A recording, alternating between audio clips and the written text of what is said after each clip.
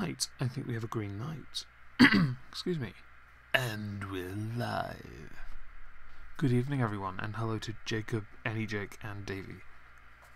MP's always childish. I think we know this. Is it live on the right channel? Oh god, now I find out it isn't. Yes, it is. Win! Yes. So as you know, as all of you know from the title, Parliament is back from recess. It's been a good recess. There have been some fantastic memes. Oh shit. And with all that hilarity we'll get to later. The topics of today's PMQs are anti-Semitism and Brexit. Brexit for the most part. Yeah, we'd be on the right channel. It's been a bit weird not doing this. Got to say. Doesn't matter. Anyway, yes, I think we should just dive right in because this is yeah, strange. Oh, I'll say hello to people first because that'd be rude if I ignored you all. Hello, Baba, yeah, Godiva, Chadwick, Dominion. Hello, Joe. Fuck you, Disc now. Anyway, yes. And to answer Davey's question, because I did see it before I started. No, there has not been a crisis. Weirdly, for the entire session that I watched, certainly the part we're going to cover as well, Burko didn't have to interrupt anyone. Maybe they're on their best behaviour after the recess. They're like, a new class. They're at school again with a new teacher, but they've got no new teachers and they know everyone. They just want to talk about their summer holidays and show off their new shoes that everyone wants to introduce them to stamps. Yeah. Anyway, let us start. The first question, second question on this, by the way, will be a plant. It's an obvious one. And it just gives us a chance to, well, prattle on a bit about what's been happening. Recently, anyway. Order! Questions to the Prime Minister. Tulip Siddiq. Thank you, Mr. Speaker. And I'm sure that members from all sides of the House would like to join me in congratulating both the English and the Scottish women's football teams for their excellent performance in qualifying for next year's World Cup. Wait, we have a football team for women? Okay. Congratulations. Mr. Speaker, this morning I had meetings with ministerial colleagues. Oh, and you don't start a sort of like a statement with "and." Even in the context of what you said, it made no sense.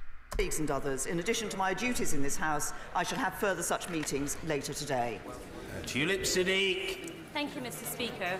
Mr. Speaker, my constituent, Nazanin Zaghari Radcliffe, was released temporarily for 3 days last month before being hauled back to prison in Iran. Nazanin Zaghari Radcliffe, I had to look her up. Where is it? I've got an article. It's written below. So basically, she was eligible for release, early release last year, but she could face another 16 years in prison in Iraq, which is unfortunate. She was serving originally a 5-year term after being accused for trying to orchestrate a, quote, soft overthrow of the Islamic Republic. And, yeah. Until the trial happens, she stays behind bars. The charges, the new ones, well, yeah, when the case got reopened, she was facing charges which included demonstrating outside the Iranian embassy, which was in London. She's been charged for doing something in England, based on a photo found from accessing her private email account. It is astonishing that that is somehow admissible in any court, but apparently, oh, did Dibula insult T again? Okay. Well, Sockie is right. Hashtag kick Dibula for heresy. In any case, Nazanin Zaghari Radcliffe, she committed a crime in London and is now punished in Iran for it. Which, yeah, Tulip. Yeah. it's just a bit of a weird one, this case.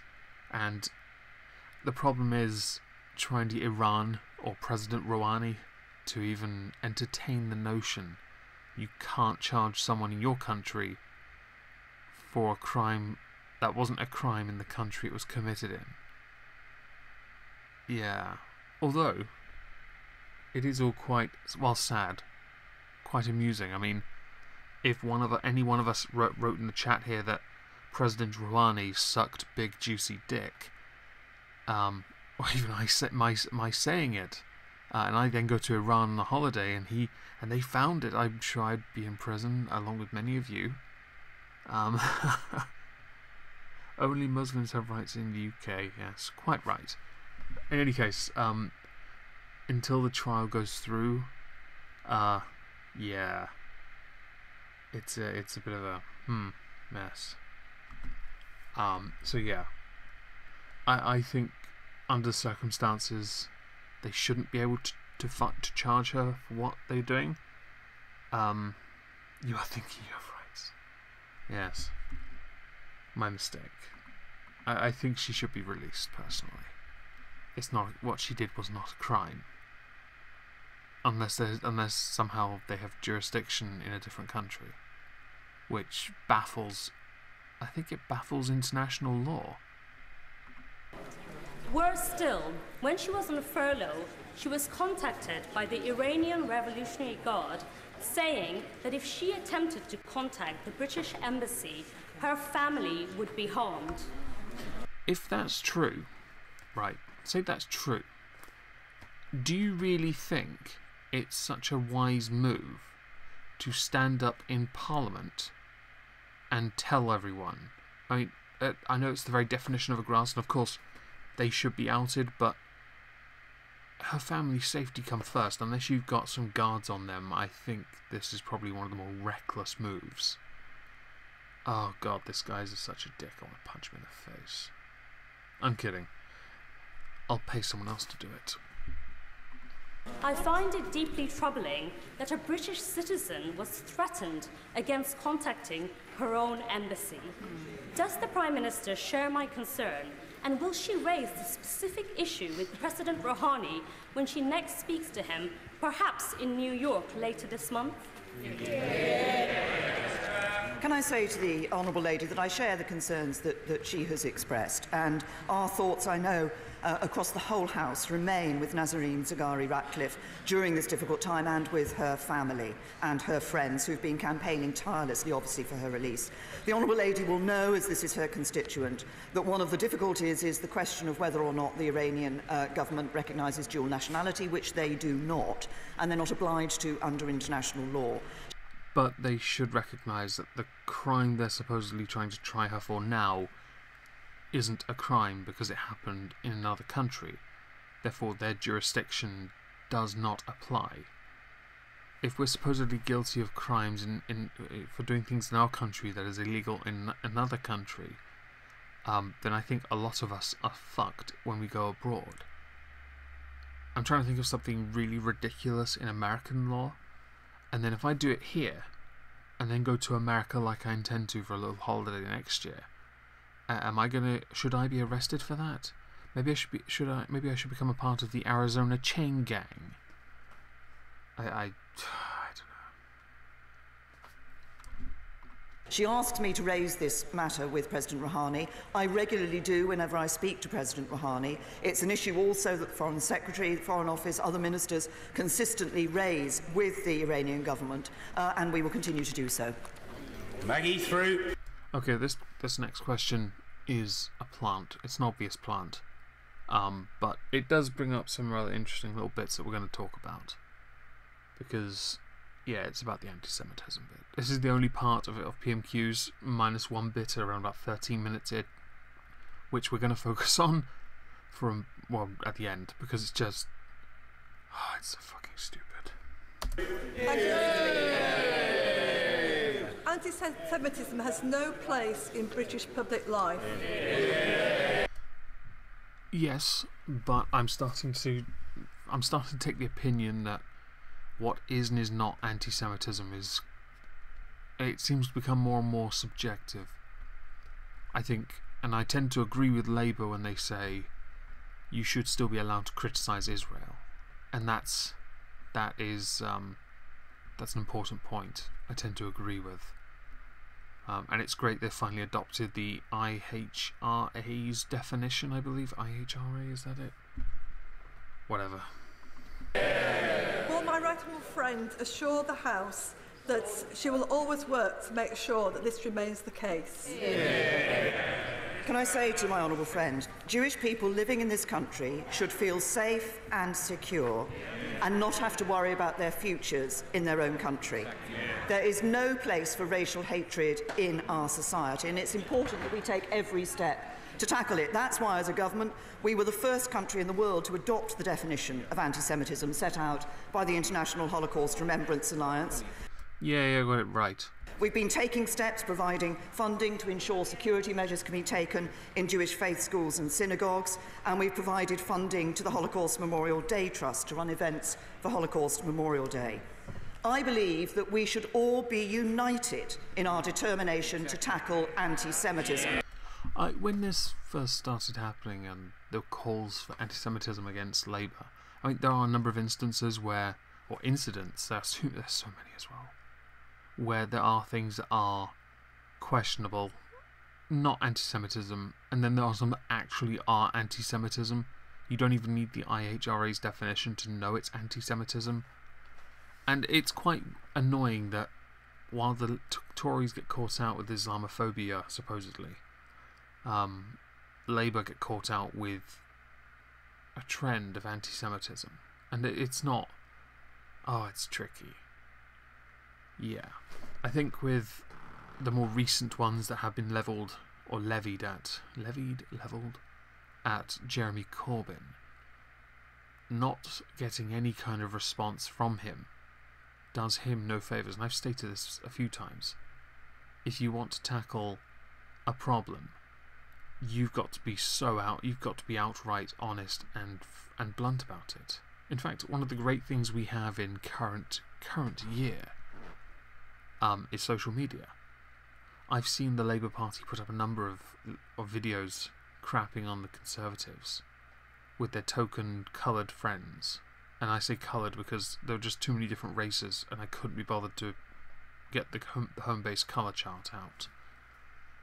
And it's great that you put those together.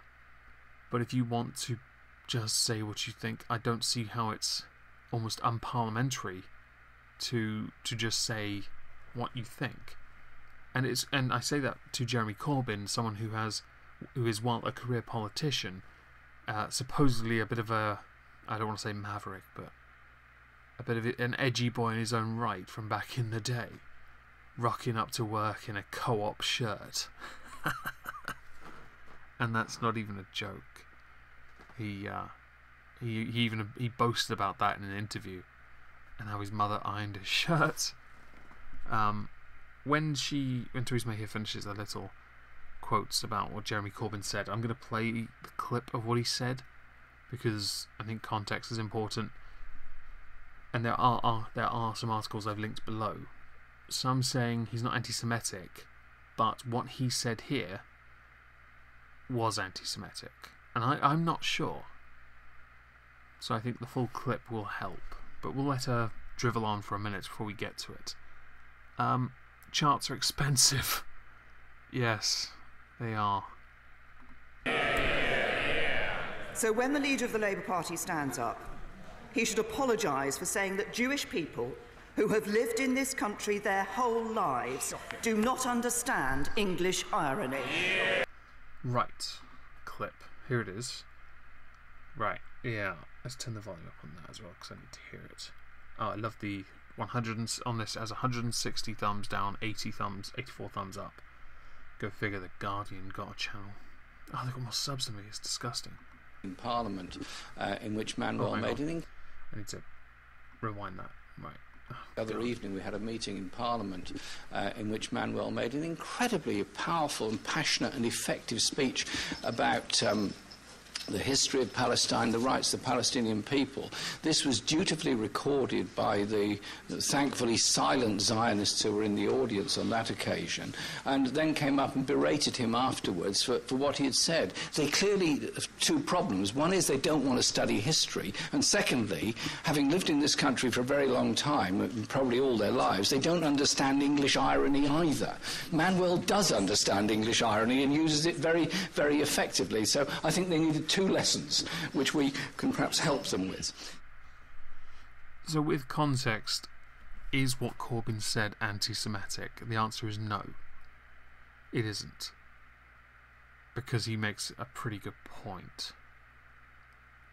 I don't generally want to take his side, but yeah, it's not anti-Semitic.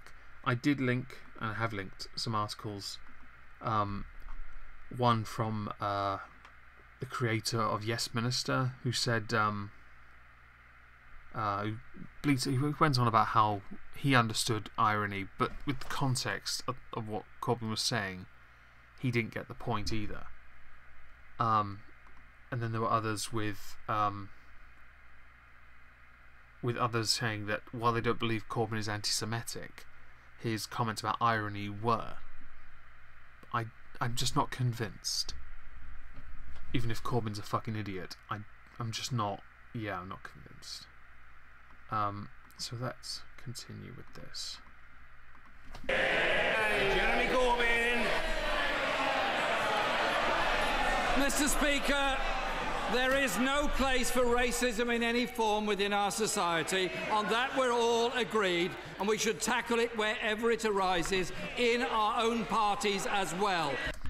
Oh, nice deflection onto the Conservatives' own race-related issues. Because Islam's a race, everyone. And that includes the Conservative Party. I join the Prime Minister in congratulating the English and Scottish women's teams on their qualification for the World Cup, and I look forward to them doing extremely well. Oh, token black next to him's going bald. Mr. Speaker, the International Trade Secretary said the likelihood of a no deal is now 60-40, which in betting parlance means it's a pretty good chance there won't be a deal, which means more likely than not. So, Prime Minister, is he right? Liam Fox, this was for an interview he gave with the Times. I actually had to create an account with them, and then you only get to view a certain number of articles for free a week, otherwise you have to pay £1 to then look at any number of articles for 8 weeks. A subscription for £1 for every 2 months, essentially. And I think he did say we're concerned about he said, here it is, they are concerned about no deal, which is reference to Japan. I told them we made an offer to the EU which we believe is generous, and some in the UK believe is over generous. And then he later went on to talk about I've never thought it was much more than 50-50, certainly not much more than 60-40, about us crashing out without a deal. Which then went on to talk about how Mark Carney believes that it is uncomfortably high for a no-deal Brexit. I'm sick of people with the scaremongery crap, and there is a fair amount of if, what, but, maybe, going on. It's not useful, it's not productive. And I'm often confused as to whether or not some people have said this has been an absolute mess of a negotiation. I'm not sure. Maybe it is. I wanted to air this little musing, I guess, because it's so public what has been said, but then there are also a whole number of rumours, and so it now looks like a massive mess. But with certain ideas being put forward, we have contradicting sources saying that they've either been rejected or accepted, whether or not we are going to be staying in things or whether we're coming out of things. When we're told we're leaving things, and then reports saying we're staying in things, it all contradicts itself and makes it seem messier than it might be. If the Prime Minister intends to deliver on what she says later on, then we either have to trust her, even though no one trusts her, because her record is against her, and then this is an absolute mess anyway, or she's going to betray us anyway and keep us in all but name. Maybe it is a fucking mess and I'm just putting too many thoughts out there where I shouldn't. Hang on, what link? What did you send me, Saki? I'm not checking fucking porn if you sent that to me again. I refuse to look at whatever smut it is you sent. No, I'm not looking at that, fuck it. I'll look at it later. As far as the 60-40 thing goes, I tend to think that actually I don't really give a shit. 60-40 is it's not surprising with certain positions that you hold, and we have seen this. It's been proven they're not budging. And with us wanting to take cards off the table, and people wanting full transparency on every facet, it's quite difficult to negotiate and then also share what we've negotiated and what we're agreeing to. It has to be somewhat clandestine. Is it clandestine? Has to be that, and we have to trust that they will do something right.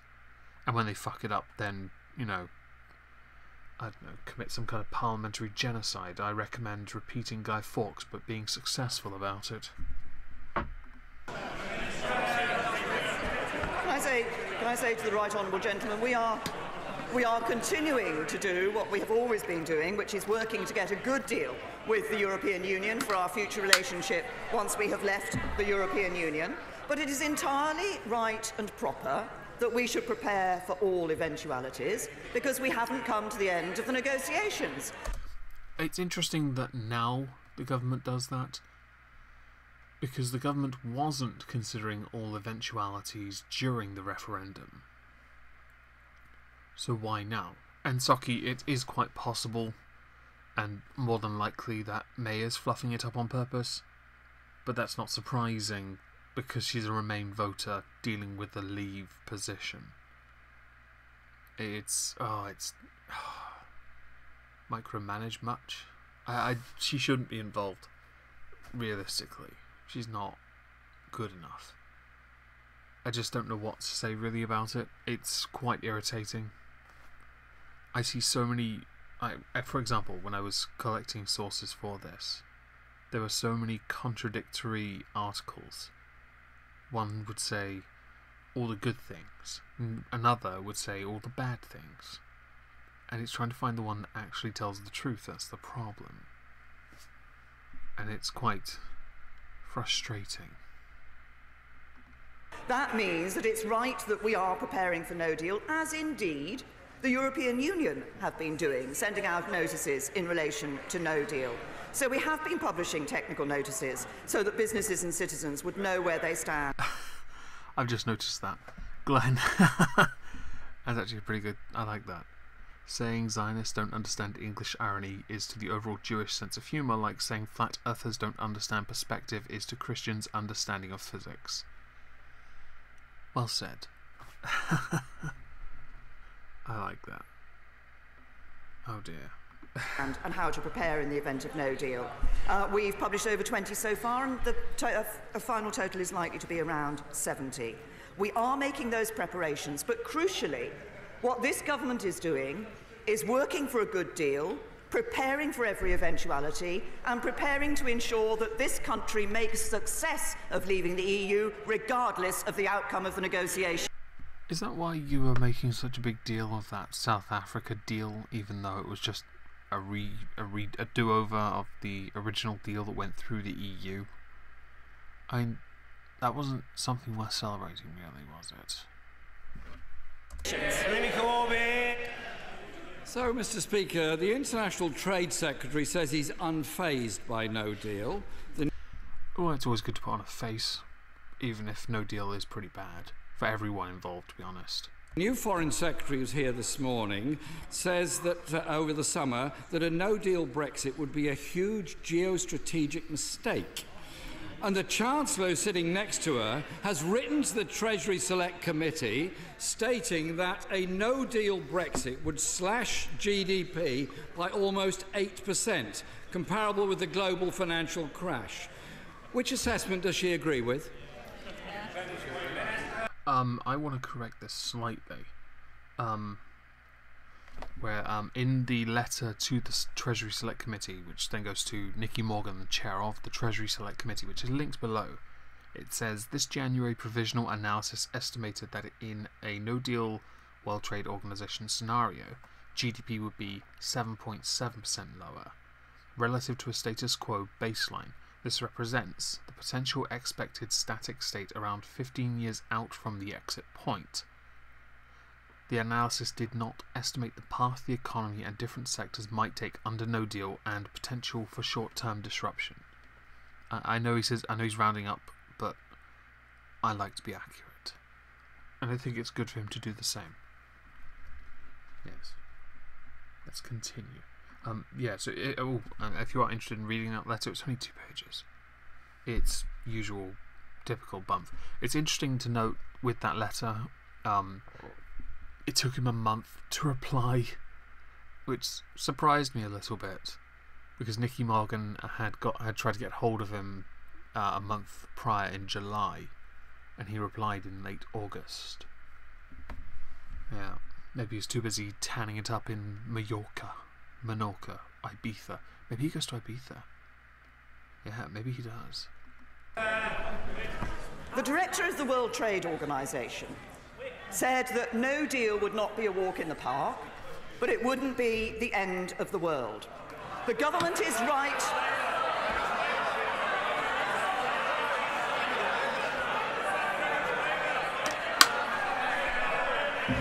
The government is right to make the necessary preparations for no deal, while at the same time we are working for a good deal to ensure that we deliver on the vote of the British people, that we come out of the European Union on the 29th of March 2019, that we do so in a way that protects jobs and livelihoods, ensures no hard border between Northern Ireland and Ireland, and maintains the precious union of our United Kingdom. And on one thing, I'm clear.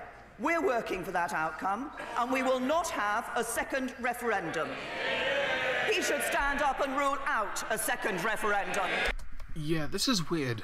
I have seen so many conflicting remarks from Labour MPs about this.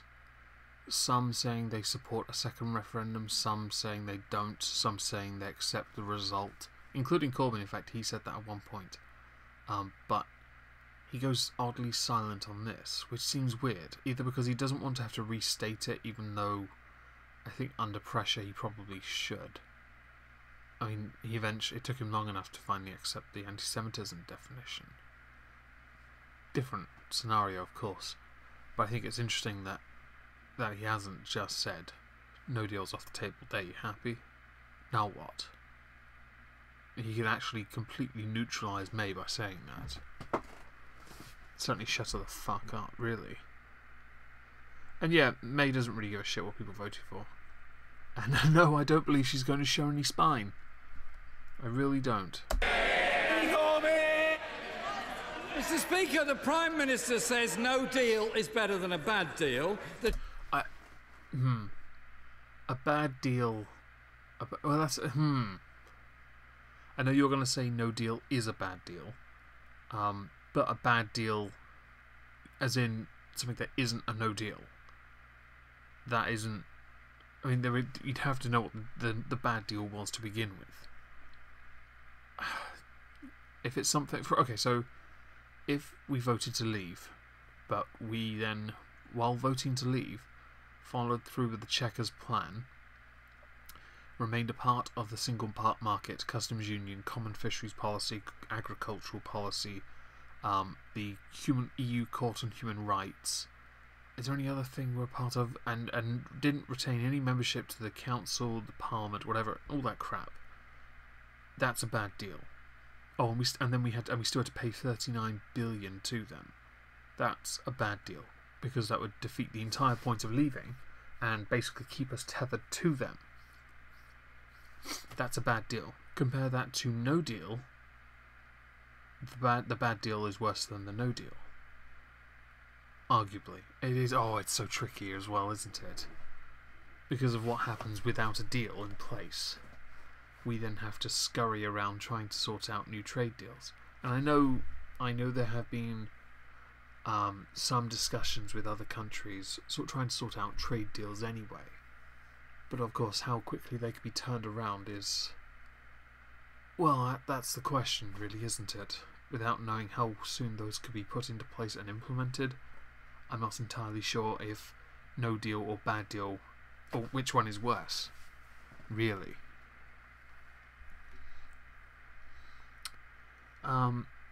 Let us not forget the Great Scallop War of 2018. Fucking hell. Oh my god, that was so funny.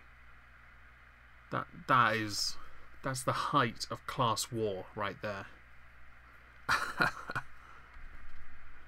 Anyway. The Chancellor says no deal would cause a catastrophic collapse of our economy, and yesterday the Brexit Secretary waded in to say that there were countervailing opportunities to a no-deal Brexit. Could the Prime Minister... Okay, countervailing is the whole concept of having an equal force oppose something else. So basically, in this context, it's having a trade deal equal to the ones that we lose in place to fill that potential gap. That's clever. It took me a while to remember what countervailing meant. But at the same time, I don't think we actually have those yet. I know that we're rehashing ones that go through the EU, but signing new ones or getting ready to sort out ones that we can then sign on the day we leave in March 19th next year, 20th, a day in March. How about that? Let's continue. Lightness, what these countervailing opportunities actually are. It would be good for the government to start publishing certain information about trade deals that are on the horizon. That would actually be a good idea. Knowing what's coming would be handy, and it might help alleviate some of the pressure on businesses who are freaking out because they don't know much. And of course, I know what government can and cannot tell businesses who may or may not then spread the information is tricky. I get it. I just don't know. It's really, really awkward. As I said to the Right Honourable Gentleman in answer to his first question, this government is working to ensure that whatever the outcome of the negotiations, this country makes success of coming out of the European Union. We see that global Britain and a brighter future for people here in this country. But interestingly, I suggested to the Right Honourable Gentleman, yet again, as I have done on other occasions, that he stand up and categorically rule out a second referendum. He refused to do so, so I'll give him another opportunity to do it now. Jeremy Corbyn! Mr. Speaker, a majority of people might have voted to leave, but they expected the negotiations to be handled competently, and they certainly are not. No, they didn't. No, they voted leave. The moment that vote was cast, they were like, alright, back to work then, boys. That was it. Nobody gave a shit about the consequences. Do you know why? Because they don't give a fuck. As long as they're not being controlled by something else that they have no real legitimate say in, they don't give a fuck. Most of the voters that voted leave, you called dumb. You tried to scare them into voting Remain. And they were too busy working to give a fuck. Honestly.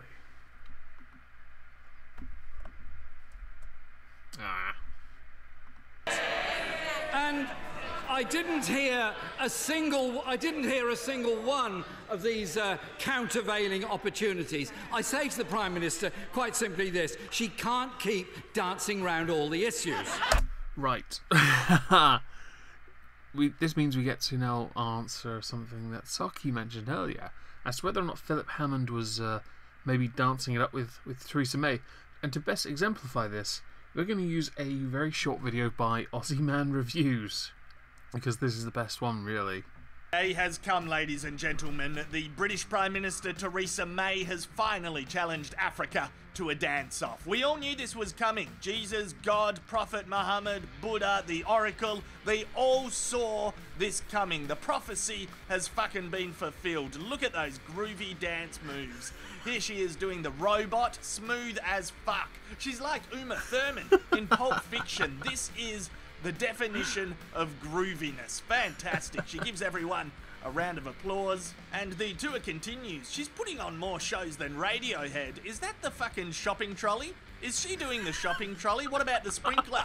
Whip out the sprinkler or the lawnmower. Come on, Theresa, the running man. Do the fucking running man. Oh, yeah, there we go. That's kind of like the running man. She yells out, fuck yeah, put your hands in the air. And oh, she's twerking. Nicki Minaj, eat your heart out. Fuck me dead. Please don't do that again. She does it again. Wowee. I reckon the only thing this party is missing is Bob Hawke, the old Australian politician. If he was there accompanying these dance moves, it would be a fucking mental party. Look at that. He's just downing his beer. He loves it. He loves it. That's how our politicians try to fit in. Love it. Quality. By the way, I now have newfound respect for that particular politician. He holds his pint well. Good man.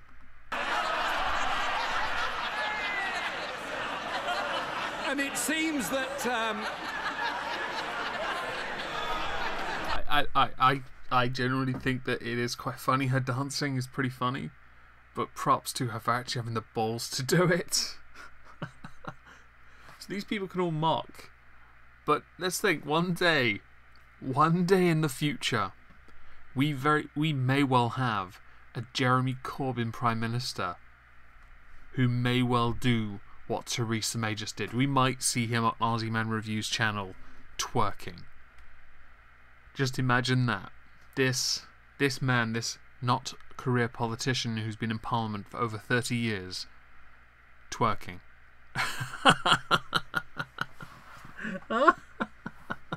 Oh, it'll be so funny to watch. it seems, Mr. Speaker, that Panasonic have taken the cue and have decided to dance off altogether. Okay, so Panasonic have moved their European headquarters out of the United Kingdom and moved them to Amsterdam because of Brexit fears.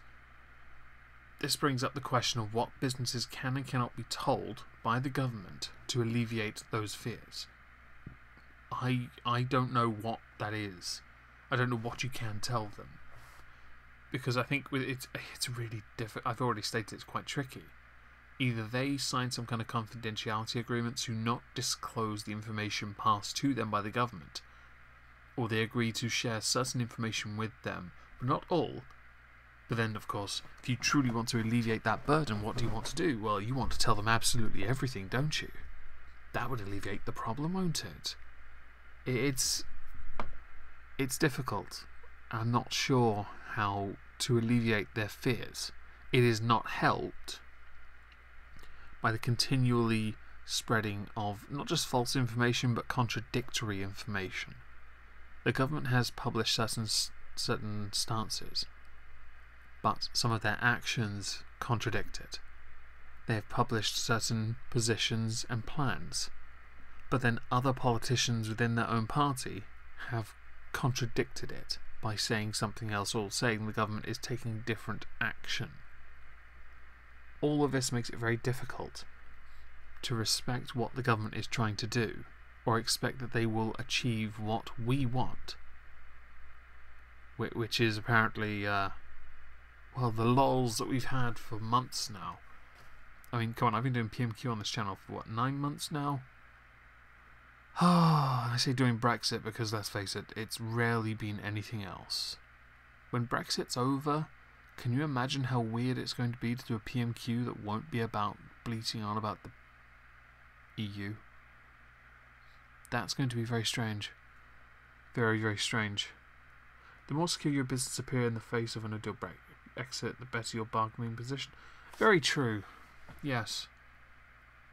Yes. There are a number of businesses that have invested more money in the UK. There have been some. In hindsight, not very much. I know Theresa May is going to reel off some, and it'll seem more big than it actually is. More big. Oh dear God. But a number of businesses have also pulled out or said they will move to the continental Europe instead, because that's safer for them, and that's fine. I think most of it comes down to tariffs and taxes. That is one of the big problems, and I know that's certainly a problem Panasonic has. That's one they see, and I get it. I don't really care too much. I think if we lose too many jobs, yeah, there's a problem there. And hopefully the government can find either another company in its place or find a way to beg Panasonic back. I don't think they'll do that, though. Unless we stayed in the EU. If we did, then, yeah, come back. Please, we beg. Fuck it. Relocating out of this country. Could the Prime Minister tell the House how many other companies have been in touch with her or her ministerial team and told her privately that they intend to relocate in the absence of a serious, sensible deal with the European Union? Is she allowed to share that if it's privately done? I don't know whether or not there's supposed to be any kind of disclosure about private meetings. I'm not sure about that. I'd have to look that up at some point, and I'll probably mention it next week if I can be bothered to remember. Although, I have to admit, I am quite curious. I do want to know which companies have, because I think that's quite interesting. So I tend to take Corbyn's side to an extent. Yeah, Corbyn can't reassure other than... Yeah, the corporation tax thing, fucking hell. Oh, everything comes down to just taxing the rich even more. I'm okay with the rich paying tax. I like my roads, remember?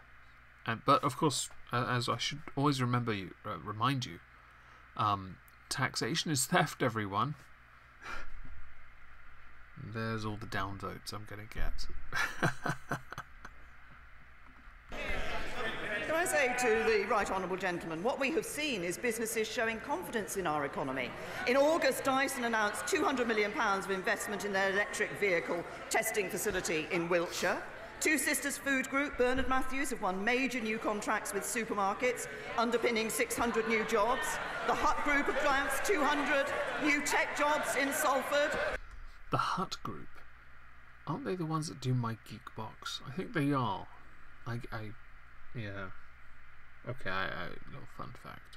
We welcomed 130 million of foreign direct investment in our automotive sector. See, this is where she's listing all these things. But in hindsight, it's not actually as impressive as she makes it sound. So I'm not sure it's something you want to brag about. From 4 companies in July, generating around 500 new jobs. What we're doing is negotiating a Brexit deal that will deliver for this country, deliver on the vote of the British people, and that will ensure we do so protecting jobs, maintaining our union, and ensuring no hard border between Northern Ireland and Ireland. And what do we get from the Right Honourable Gentleman? From the Right Honourable Gentleman said that he wanted to do new trade deals. Now he wants to be in the customs union. At one stage, the Right Honourable... It has been argued that the Labour Party, their position is equivalent to cherry picking. But I would argue that is also an argument you could levy at the Conservatives, with how they want to get the very best out of the EU by simply taking the very best parts. Not surprising, anyone would say that. If you wanted to leave, you want the best deal. So it's not surprising, really. Gentleman was asked about his view on free movement. He said, Labour is not wedded to freedom of movement for EU citizens as a point of principle, but nor do we rule it out. So he can't even agree with himself on his own position. Norman! I'm not quite sure who the Prime Minister is listening to, but she may have heard... She may have heard from the National Farmers Union that says it will be an Armageddon scenario. Fucking hell, yeah, okay. I have an article for this. If my laptop will let me change tabs. Where is it? Oh yeah, the NFU chief warns of Brexit, No Deal, agricultural Armageddon. Quote, crashing out without a deal, that is the Armageddon scenario that has to be avoided. And this is like the And this is after, this was at a seminar in Wales on the 23rd of July. But she has also been holding regular talks with Theresa May, who has assured her that agri-food is back on the Brexit agenda. So it almost sounds less like a sensationalist remark she made and more like a, yeah, no deal is bad, but I'm still talking to them who are trying to reassure me that this isn't going to happen. It's 60-40, so it's not too bad. Shit. It's not great, I'll have to admit. And yeah, Armageddon does sound pretty damn tasty. I'm okay with that. Let's close some of these tabs quickly before I forget. 1, 2, 3, 4. Take your time. There we go. None of these are relevant. Oh wow, I'm actually done with my sources. Fantastic. Let us continue. The TUC says a no-deal Brexit would be devastating for working people. Oh look, the scaremongery. Worked last time. The EU's chief negotiator and President Macron both seem to have categorically ruled out the Prime Minister's Chequers proposal. Right, so this one's interesting. First of all, I don't give so much as a flying fuck what Emmanuel Macron's wife thinks. And I say her because I'm sure she's the one bossing him around. He's like a fucking child. Michel Barnier, as far as he goes, his Twitter and what he supposedly say contradict him all the time. On Twitter he talks about constructive progress made in negotiations with Raab, but then we also hear he's scrubbed the Chequers plan. He's said it's not happening now. He has contradicted himself so many times. I don't know if I could ever believe anything he says. He's basically a politician at this point. He's doing a fantastic job, even if it is working for the Mickey Mouse group that is the EU. One day, by the way, I swear Disney's going to buy the EU. They're just going to buy it so that the EU national anthem becomes the Disney tune. I wished I thought of that sooner. I'd actually put the tune on the screen, but I just couldn't be bothered. So we're now at a critical point. Can the Prime Minister tell the House if she believes a deal will be reached by the agreed deadline of October? That's October 2018, not any other one. That is so close to us as well now. And I like the snide little dig at the fact that many believe she's going to push back the end date. I like that. Yes, I approve. I say to the right honourable gentleman, we are working for a good deal. We're still working, as are the European Union, for the timetable that was set of October, because we're leaving the European Union on the 29th of March 2019. Oh, 29th of March. Right, not the 20th. We will need to pass legislation in this House prior to our leaving the European Union. But he talks about no deal, and he talks about a deal. I'll tell him what would be bad for this country. That would be signing up to deal at any price whatsoever, which is the position of the Labour Party. That would destroy jobs. That would be bad for the British people. I'm sure Labour does have a position on this, but they haven't helped themselves with how they would actually approach it. So, because they're just opposition, and they don't have to, they don't look strong, or like they have potential to actually do anything or affect change. Jeremy Corbyn! Yesterday, the Brexit Secretary admitted there had been some slippage. Today, Lord King condemned the incompetence of the preparation, saying it beggars belief that the sixth biggest economy in the world should get itself into that position. The Prime Minister has repeatedly said that no deal is better than a bad deal. But no deal is a bad deal. It is a bad deal. But you need to stop saying that and accept there is such thing as a bad deal as well. While a no deal is a bad deal, it's not the only bad deal that could happen. Quite frankly, using it the way you are is weak. You need to stop doing that now, Jeremy. And everyone from the CBI to the TUC to her own Chancellor are telling her the same thing. The Chequers proposal is dead, already ripped apart by her own MPs. When will the Prime Minister publish a real plan that survives contact with her cabinet and with reality? Those... Okay, he's asked a question. Why hasn't he sat down? Oh, that's right. Because he's reading from a script and realised someone's just scribbled some extra notes for him, so now he's going to look really awkward asking or saying something else. Are, of course, two very separate concepts. When will we get proposals that put jobs and the economy ahead of the survival of herself and her own government? Read like a pro in year 4. We have published a plan that we are discussing with the European Union that ensures that we deliver on the vote of the British people, that ensures that we bring an end to free movement, that we come out of the CAP, come out of the common fisheries policy, no longer send vast amounts of money to the EU every year, no longer have the jurisdiction of the European Court of Justice. This all sounds really promising, but I think the majority of people watching this are very sceptical of your actual intentions. Here in this country, that we don't have a hard border between Northern Ireland and Ireland, and we don't have a border between Northern Ireland and Great Britain. Okay, good deal is better than no deal, which is better than bad deal, which is better than Chequers deal. Yeah. I like that. What I'm doing is negotiating a Brexit deal for Britain. I'm making sure that the economy works for everyone. I'm building a stronger, fairer country. What is the right honourable gentleman doing? He's trying to change his party so anti-Semites can call... Wait, what? Hang on. Let's go back a little. Let's go back. Come on. Gimme.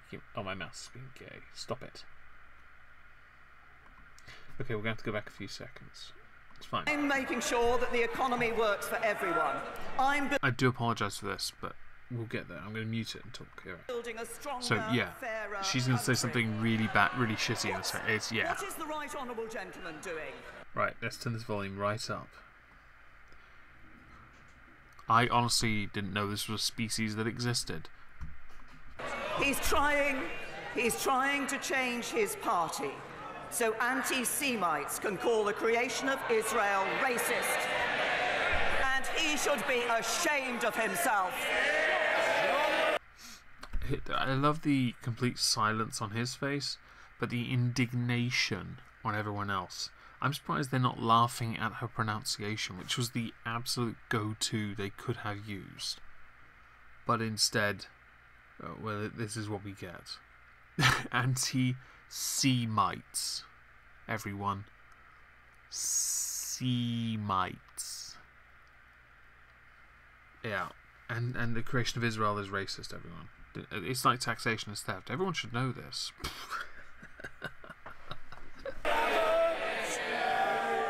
Thank you, Mr. Speaker. The Prime Minister will be aware of the campaign to extend the Borders Railway from Tweedbank to Hoyk, Newcastleton and on to Carlisle. This will provide a huge boost to the local economy and will help demonstrate what Scotland's two governments can do for my region. So what will the Prime Minister do to ensure the sufficient resource in the Borderlands growth deal to allow this project to move forward? Can I say to my honourable friend that I understand the importance to partners across the region of the campaign and the proposal that he has referred to. I'm sure he understands this is a devolved transport issue, but I would certainly encourage all parties that are involved to come to a workable solution and to ensure the best outcome for the entire...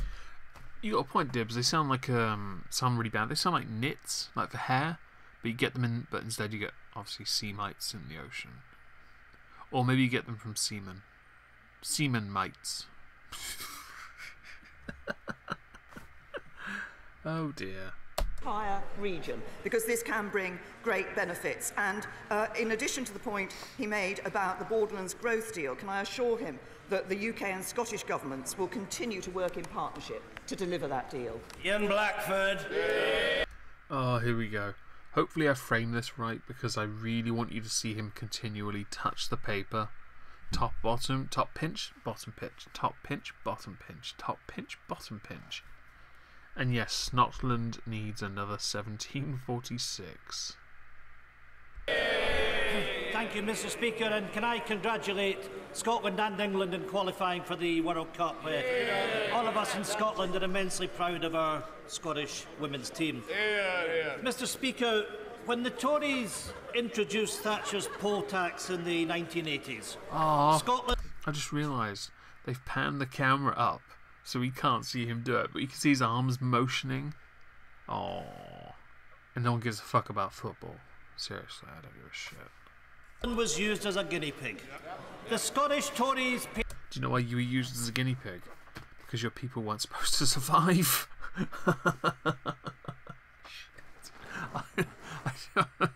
I'll be honest, it's a miracle you guys are still alive. It really is. We were just trying to kill your accent. Honestly. Paid a price for their folly. They're wiped off the political map of Scotland.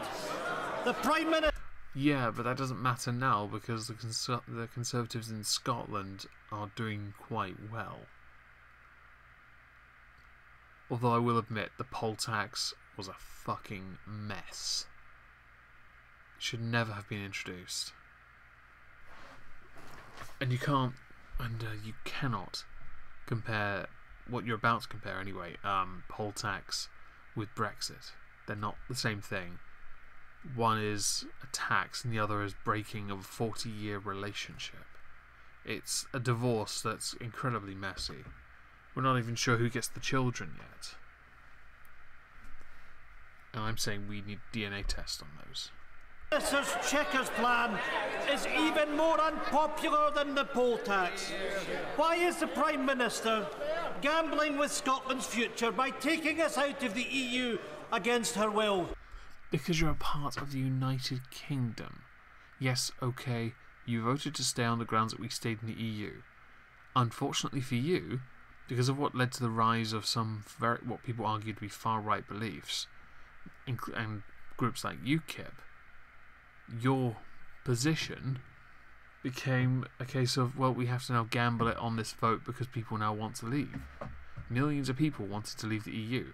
So you, like everyone else, believed Remain would win, and when you lost, you called for best 2 out of 3. You got acted like pouty little children. Something which you're still doing to this day. It's quite embarrassing. Anyway.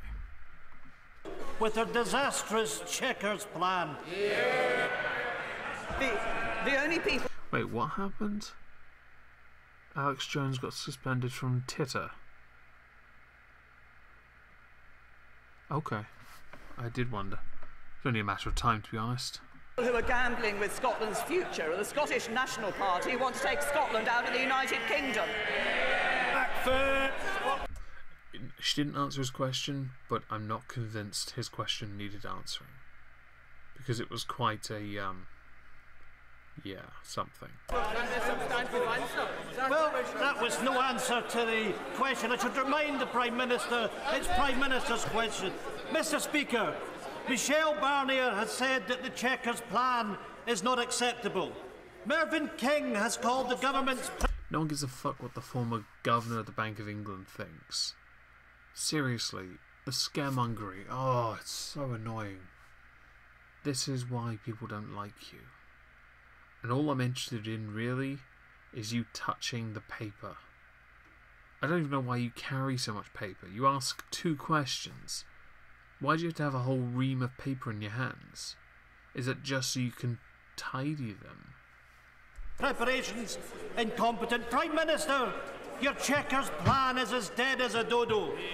With the clock ticking down, will the Prime Minister now finally concede that backing the single market and customs union is the only option to protect jobs, to protect the economy, and to protect the Good Friday Agreement? Oh, he's choking on a dick. Okay, so protecting the Good Friday Agreement is the border of Ireland, Northern Ireland. But the reference to, what was it? The single market and the customs union. If we stay in those, we may as well just stay in the EU. It's that simple, really. It's not rocket science. Why is this so confusing to him? I don't know why he struggles with this. I think if if you're going to say we have to stay in things, then you have to just stay in the entire thing, the block. But we cannot become global, as we want to be, if we're stuck in the EU. It's also interesting to note that we're trying to join other trade groups which have, one of them, is it a transatlantic trade thing with like 11 other countries in it? And we also have the Commonwealth.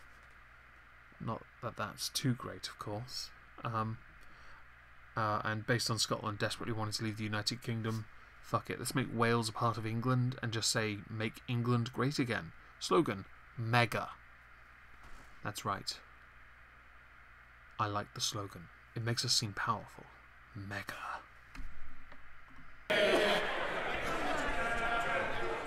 Can I say to the right honourable gentleman that we have put forward a proposal under the Chequers plan that protects jobs, that protects livelihoods, that ensures that we deliver on the vote of the British people, that ensures that we deliver on no hard border between Northern Ireland and Ireland, and maintain the union of the United Kingdom. Michel Barnier has put forward another proposal which keeps Northern Ireland in the customs union and the single market, which is a free trade agreement only for Great Britain, which creates a border down the Irish Sea. I have said, and I've said that it is unacceptable to me as Prime Minister. I believe there is no British Prime Minister who would find that deal acceptable that is being proposed there. We're negotiating on the Chequers deal. It delivers for the United Kingdom. It delivers for the people of the whole of the United Kingdom. Eddie Hugh! Yeah, we're done with this. Fuck it. It's over. It's over. We're done. This is cancer. As far as I'm concerned, this has been actually more productive than typical PMQs. Normally they're very childish by nature, so it's been quite refreshing to just simply go through something without many interruptions, but also get back into the swing of this, because it feels a bit alien. And yes, the Chequers plan is, yeah, pretty rubbish. I remember reading that and just thinking, wow, this is basically staying in the EU, but with no say on how they implement crap on this. And I do want to play Vermintide too, but not right now. I've got to be up at like 6 for work in the morning, so I won't be on much longer. Yeah, okay, so before we finish, next week, if PMQs is on Wednesday, then I'll do my typical stream for PMQs next Wednesday on the same day. And then I'll start doing a regular stream with Trups, continuing the political recap stuff on Thursday. So this channel will then start to be a bit more productive. So yeah, thank you all very much for joining me, and have a lovely evening.